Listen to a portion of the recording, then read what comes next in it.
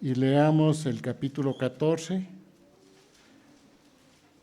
del verso 1 al verso 15. Y vamos a iniciar la lectura los varones, el siguiente versículo las mujeres, y así hasta reunirnos todos en el versículo 15. ¿Sí? Entonces la palabra del Señor dice: habló Jehová a Moisés diciendo: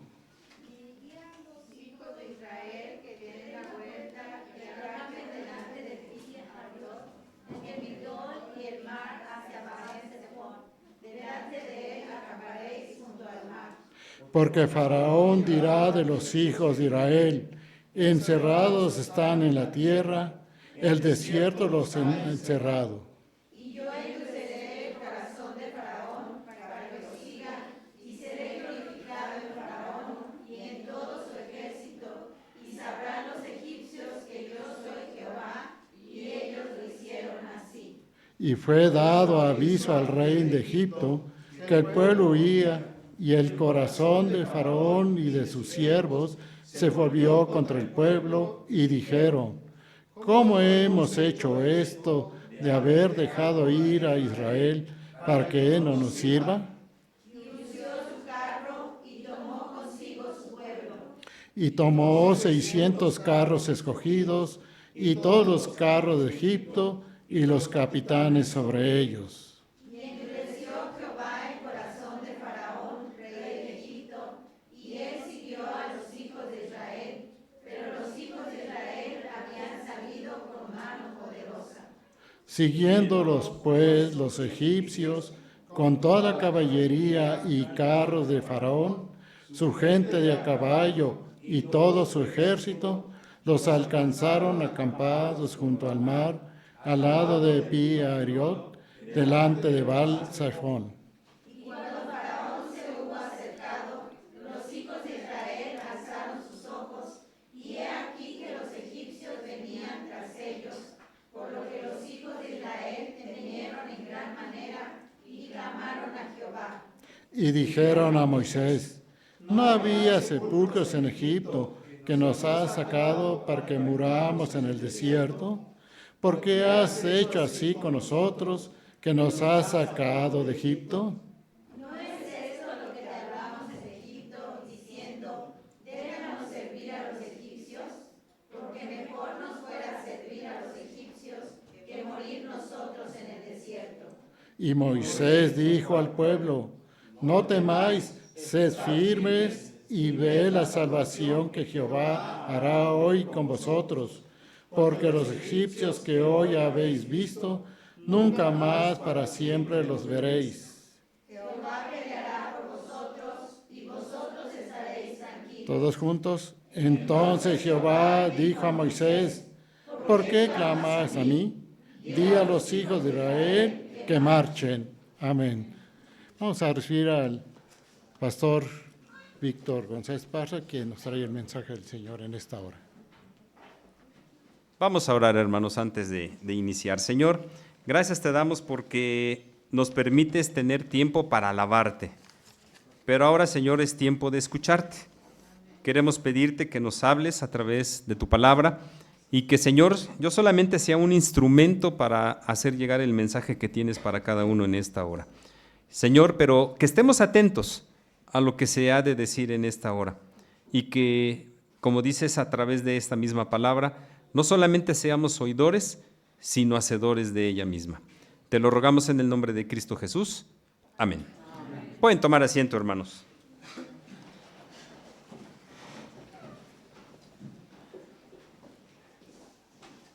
La Escritura dice que la voluntad de Dios es agradable y perfecta. Pero, hermanos, ¿lo creemos o no lo creemos? Si creemos que la voluntad de Dios es así, agradable y perfecta, entonces tendríamos que someternos a lo que Él quiere y no lo que nosotros deseamos. ¿Sí? ¿Por qué les digo esto? Es importante porque cuando nosotros, sí, pensamos en planes, pensamos en proyectos, y si los ponemos y los sometemos a la voluntad de Dios, tenemos que dejar que Él nos guíe y que Él nos diga por dónde tenemos que ir. Pero ¿saben qué, hermanos? A veces eso no nos gusta. ¿Por qué? Porque muchas veces lo que Dios nos pide se sale de toda lógica. Para Dios, por ejemplo, las matemáticas no son como las nuestras, porque para nosotros 1 más 1, ¿cuánto es, hermanos? 2. ¿Y para Dios? 1 más 1 es 1. Está el hombre, está la mujer, y los dos serán una sola carne. Para Dios las matemáticas entonces no son como las nuestras. La lógica de Dios en la vida tampoco es lo mismo que nosotros. ¿Por qué? Porque, hermanos, a nosotros, ¿qué es lo que más nos gusta? ¿Que las cosas sean fáciles o que sean difíciles? Que sean fáciles. Y entre menos problemas tengamos, mejor. Baste un ejemplo. Y esto nuestras hermanas ya mayores no lo podrán confirmar. ¿Cuánto batallaban para preparar la comida? 8 horas, dicen por ahí.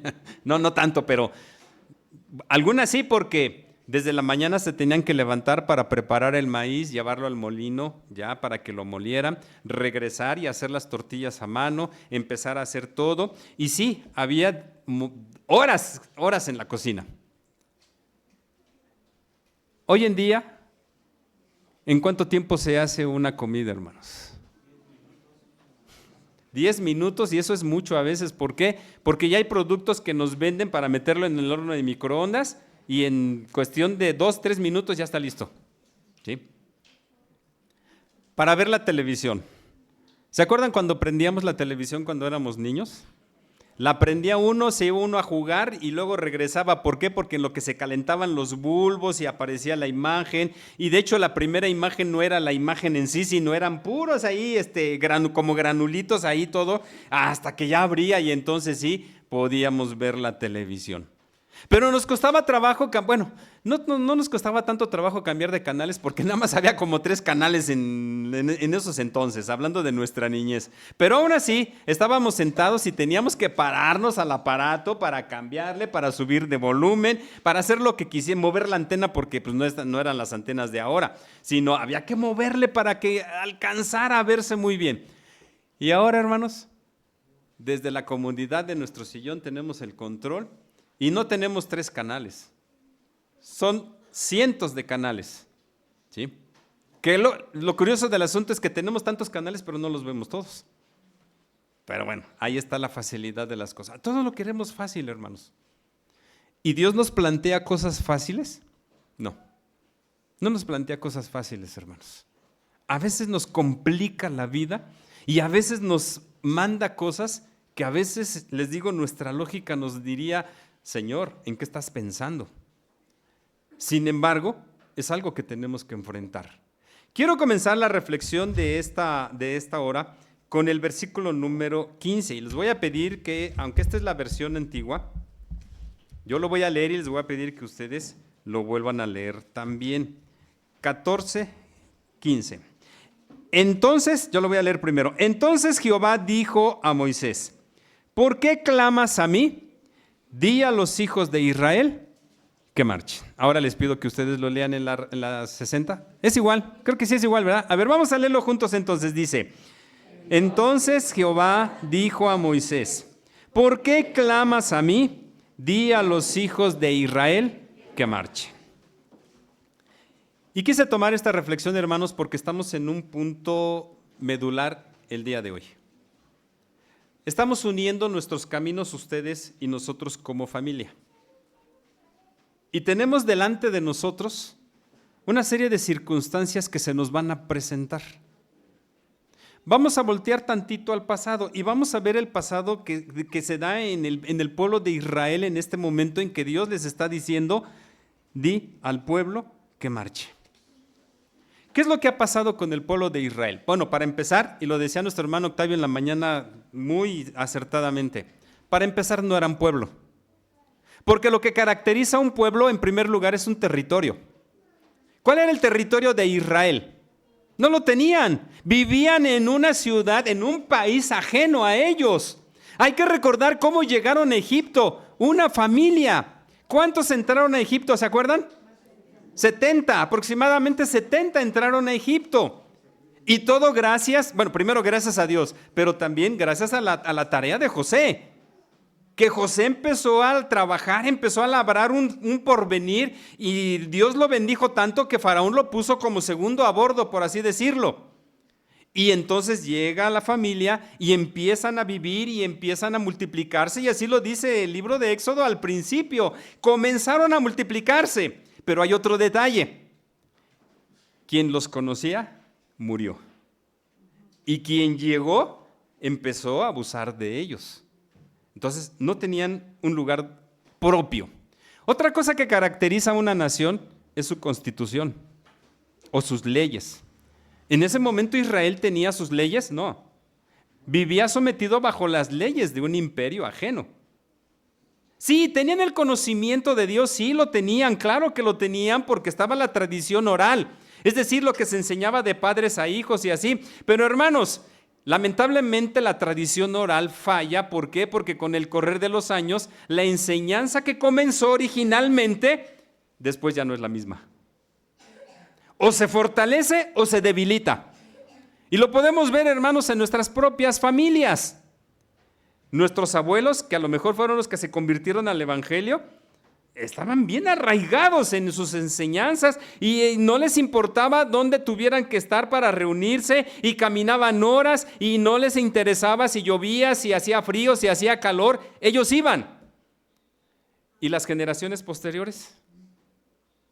¿Dónde están? ¿Por qué? Porque algo falló. Por eso Dios tuvo que dejar la revelación escrita, porque la tradición oral falló. Entonces, no había leyes. ¿Había una organización, una estructura socioeconómica en Israel? No la había, en ese momento no la había, no había nada. Entonces, no eran pueblo para empezar. Vivían sometidos. ¿No acaso ese sometimiento fue lo que hizo que este pueblo clamara ante el Señor y le pidiera ayuda? Y sucede lo que le sucede al ser humano, solamente cuando se ven problemas acude a Dios. Pero clamaron. Y dice el texto que Dios escuchó el clamor, se acordó de ese pacto que había hecho con Abraham, con Isaac y con Jacob, y descendió para salvarlos. Pero llamó a uno que no era en ese momento lo mejor de lo mejor. ¿Quién era Moisés? Un fugitivo de la ley. ¿Cómo salió de Egipto? Huyendo, porque mató a uno. Y cuando quiso defender a los suyos, los mismos de su raza le reclamaron: ¿cómo vienes tú aquí a ser juez y mataste a uno? Y en ese momento se ve descubierto y sale huyendo. ¿Dónde estaba Moisés? Igual en un territorio ajeno, cuidando a las ovejas de su suegro. Y Dios lo llama y le dice: yo quiero que vayas a Egipto y saques a mi pueblo para que me adore. Y desde ahí Moisés empieza: a ver, Señor, ¿me mandas a la boca del lobo? Yo allá estoy como un fugitivo. Y si regreso, ¿qué es lo primero que van a hacer? Me van a detener y me van a enjuiciar. O sea, las condiciones no eran favorables. Pensemos en este pueblo, vamos a llamarle pueblo porque la Biblia aún así, aún cuando no tenía las características de un pueblo, ya le llama pueblo. Hermanos, había diferentes pensares, diferentes formas de ver las cosas. ¿Y qué es lo que quiere Dios en primer lugar con su pueblo, hermanos? Dios quiere que se metan, que se enfrasquen en un objetivo. ¿Para qué los iba a sacar de esa nación que los estaba oprimiendo? Para que lo adoraran. Ese era el objetivo principal, que lo adoren. Pero todos se tenían que unir. Si no, el pueblo que está dividido, y lo dice una máxima: ¿quieres vencer a un pueblo? Divídelo. Divídelo y vencerás. ¿Sí? No, Dios quiere la unidad. Y Dios quiere que todos estén pensando y sintiendo lo mismo. Pensar en adorar al Señor, sentir ese acto de adoración hacia nuestro Dios. Y entonces Dios empieza a manifestarse de una manera portentosa. Vienen lo de las plagas y viene toda esa historia que les digo, toda esa historia pasada que vive Israel antes de este capítulo número 14. Moisés va, logra todo lo que se tiene que lograr y al final de cuentas, después de la muerte de los primogénitos, Faraón dice: bueno, ya, váyanse, ya, no quiero seguir sufriendo todo esto que he estado sufriendo hasta ahorita, ya no los aguanto, váyanse. Pero vean qué es lo primero que hace el Señor, hermanos. Versículos 1 y 2. Habló Jehová a Moisés diciendo, habla a los hijos de Israel, ¿y qué les dice? Den la vuelta. Den la vuelta. Si ustedes ven un mapa del Antiguo Testamento, se podrán dar cuenta que el pueblo no tenía necesidad de cruzar el mar. No tenía necesidad, porque se podía ir por otro lado para avanzarle rápidamente y llegar hasta el monte Sinaí, que era el destino final en ese momento. Sin embargo, Dios decide cambiar las cosas. Dios decide modificar las cosas. No solamente para decir, voy a hacer de este pueblo lo que yo quiera, no, hermanos, sino para mostrarle a este pueblo que el Dios que les estaba hablando era el Dios todopoderoso. Y se iba a venir un evento que no solamente los tenía que convencer a ellos, sino recuerden, hermanos, que cuando Moisés es enviado a Egipto, se va a venir una lucha de poder a poder entre Faraón y Dios. No es una lucha de Faraón con el pueblo, no, es una lucha de Faraón contra Dios. ¿Por qué? Porque Faraón se sentía Dios. Eso era lo que se creía y eso era lo que creían todos. ¿O no adoraban a Faraón los egipcios? Claro que lo adoraban. Entonces, Dios va a demostrarle a Faraón primero quién es quién, pero también a su pueblo. Por eso los hace cambiar. El pueblo de Israel no sabía qué es lo que estaba pasando en ese momento. Obedecieron, no voy a decir ciegamente, pero obedecieron fielmente a Dios en esa orden, sí. Pero ¿qué es lo que sucede? ¿Qué es lo que ven ellos? ¿Mejorías o ven las cosas peor? Ven las cosas peor. ¿Por qué? Porque hay que cambiar de rumbo en primer lugar. Y en segundo lugar, dice que cuando ya después, así como que Faraón ya se sentó y empezó a pensar en todo lo que estaba sucediendo, y dice algo interesante. ¿Por qué los dejé salir? ¿Por qué los dejé ir y ya no me van a servir? ¿Por qué? Y dice el texto que Dios endureció el corazón de Faraón para que fuera tras ellos. Vean cómo la manifestación de Dios se va dando para el cumplimiento de su voluntad. Y entonces viene el ejército de Faraón por detrás. Y por delante, ¿qué tienen, hermanos? El mar. No hay para dónde moverse. Si regresan, el ejército de Faraón los va a aniquilar. Y enfrente, pues ¿para dónde está el mar? Y vienen los reclamos a Moisés, que son los reclamos más bien a Dios. Oye, Moisés, ¿qué pasa contigo? ¿No era acaso mejor que nos quedáramos en Egipto para poder enterrar a nuestros muertos? Y vaya que los egipcios tenían una cultura en cuanto a los muertos muy grande. Simple y sencillamente, ¿cuál era la finalidad de las pirámides que construyeron? No era para que se viera bonita la ciudad, sino para enterrar ahí a sus muertos. ¿Sí? Hay tumbas en las pirámides de Egipto. Y eso era una costumbre, yo creo que de todas las culturas, hermanos. Porque si vemos en nuestro país también, en todas las culturas, las pirámides sirven como sepulcro para los reyes, para los sacerdotes, para la gente importante. ¿Sí? Y entonces, aquí lo interesante del asunto, hermanos, es lo siguiente. El pueblo de Israel está viendo en este momento que ese lugar que quedó allá atrás, que era considerado de muerte, en este momento para ellos era su mejor opción. Preferiríamos haber estado allá y no aquí para morir en el desierto, porque ¿dónde vamos a enterrar a los nuestros?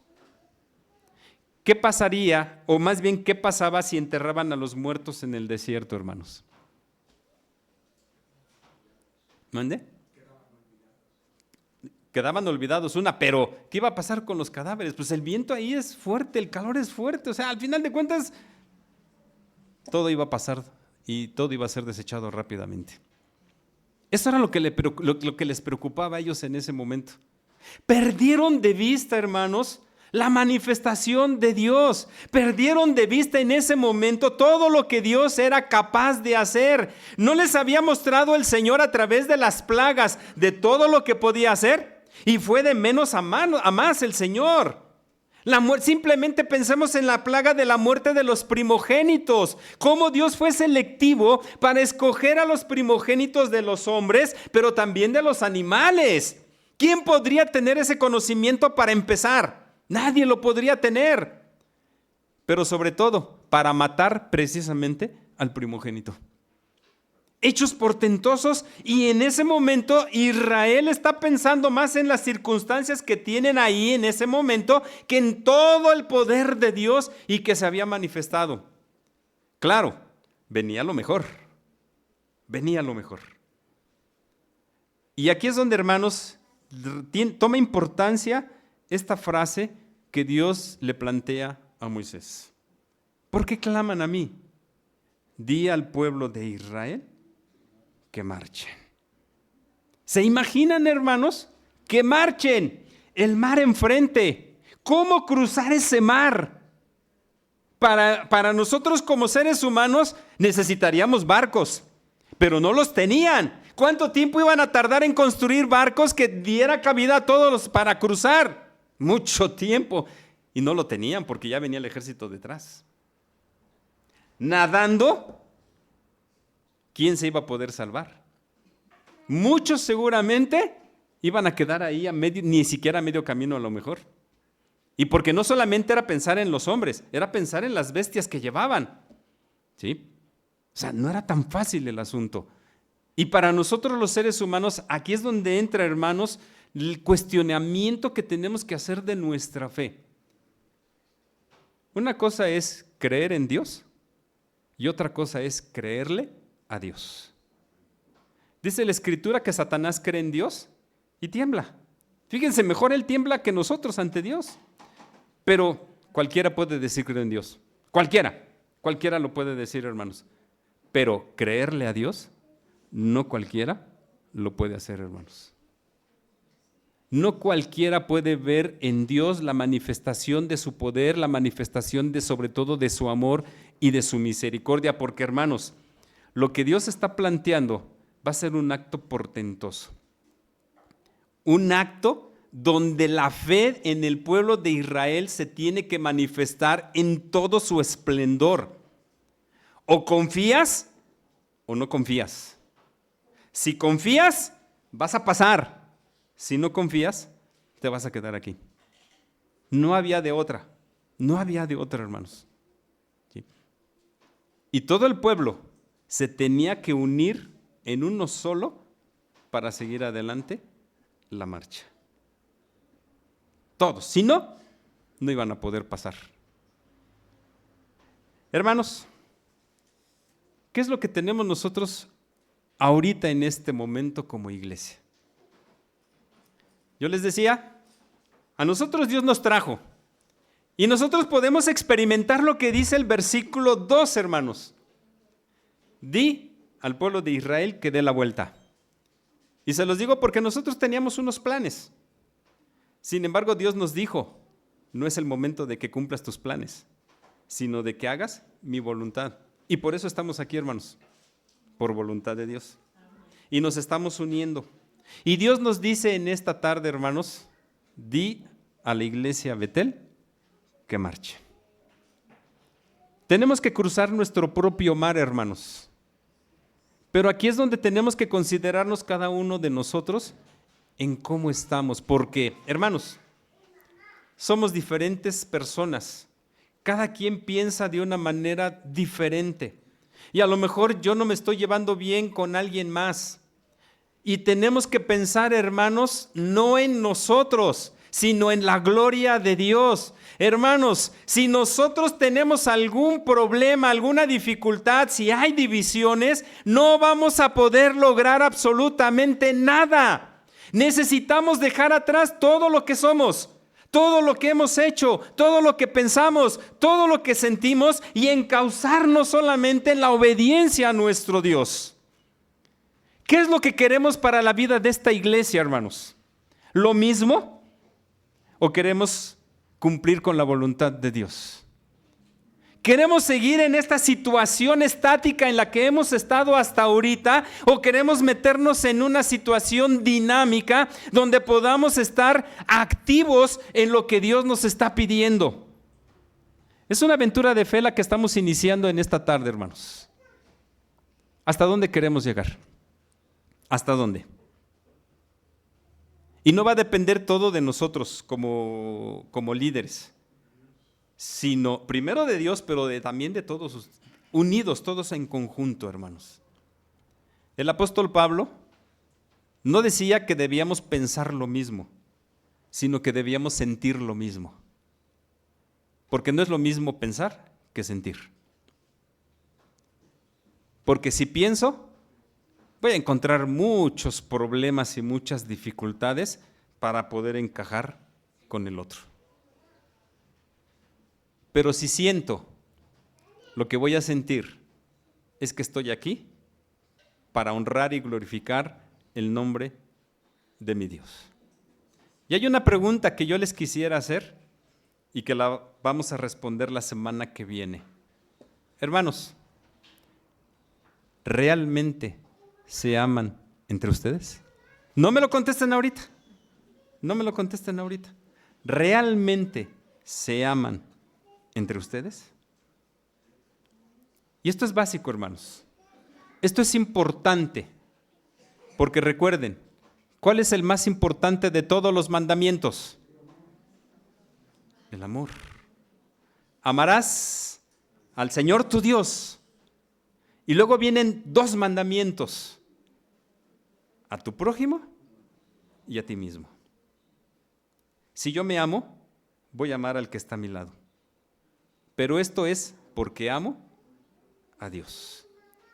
Y hermanos, ojalá que podamos en los siguientes días por venir, meses, años, no sabemos qué tiempo sea el que Dios determine, podamos conjuntarnos, podamos unirnos en amor, podamos unirnos en misericordia y que podamos hacer un trabajo que honre y glorifique el nombre de nuestro Señor.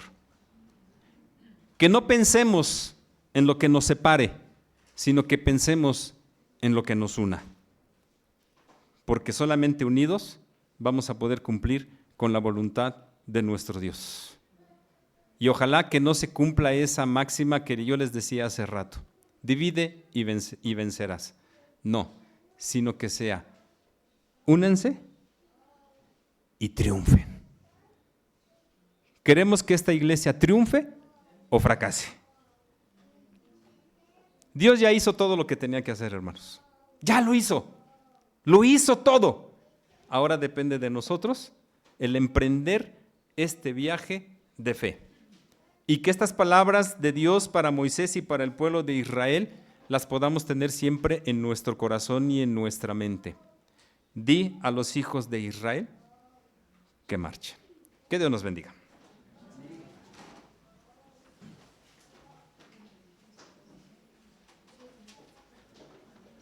Damos gracias al Señor por su palabra y por la vida del pastor Víctor, que el Señor siga bendiciendo su vida y usándolo para honra y gloria de su santo nombre.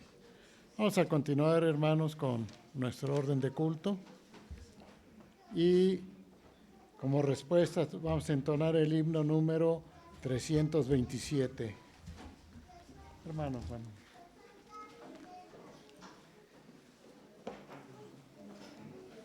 Cantemos, hermanos, y hagamos de esta expresión una seguridad en nuestras vidas. Tuyo soy, Jesús.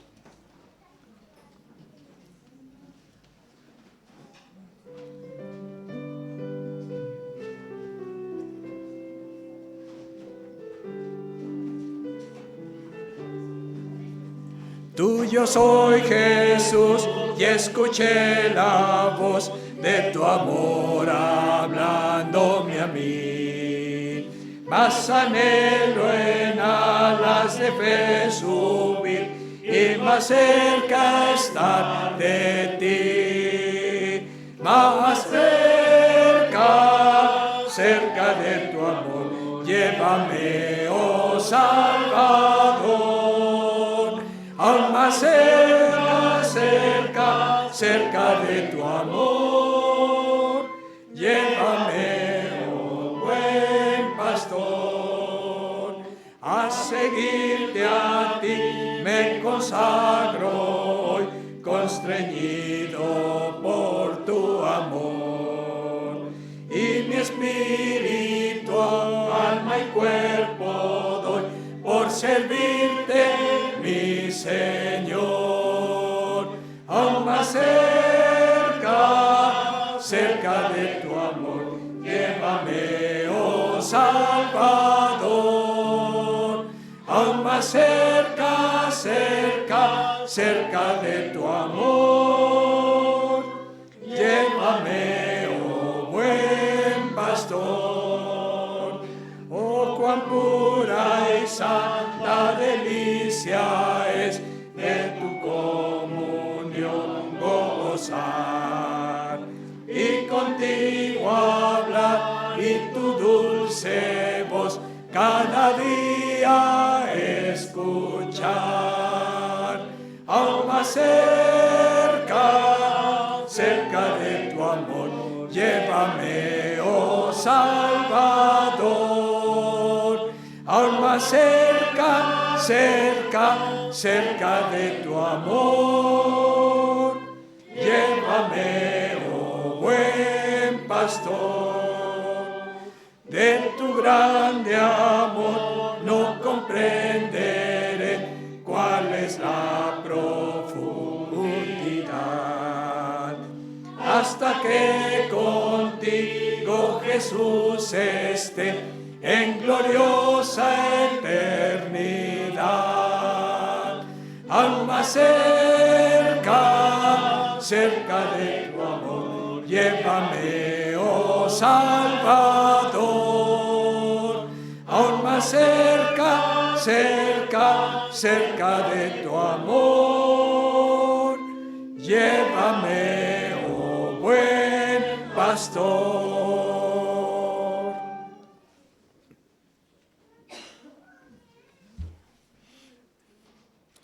Vamos a tener el momento, hermanos, de